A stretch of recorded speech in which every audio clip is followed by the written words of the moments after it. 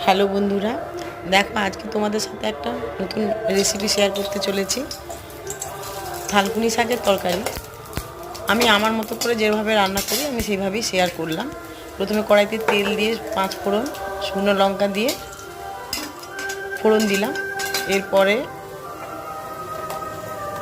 পেঁয়াজ আর ছোট ছোট চিংড়ি মাছ দিয়ে তরকারি করবো। অনেকে নিরামিষও করে তরকারি, পেঁয়াজ বিহীনও করে, তবে আমি এটাতে একটু অল্প করে পেঁয়াজ দিলাম, টেস্টফুল হয়।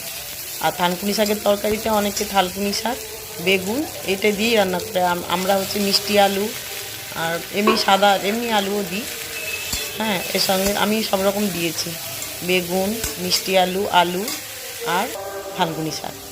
দেখো মশলাটা কষিয়ে নিলাম, রেগুলার মশলা ইউজ করলাম, যেমন জিরে, তারপর আছে হলুদ, শুকনো লঙ্কা আর একটু সামান্য জল দিয়ে লঙ্কার গুঁড়ো দিয়েছি অল্প, দিয়ে ওটাকে ভালো করে কষিয়ে নিলাম।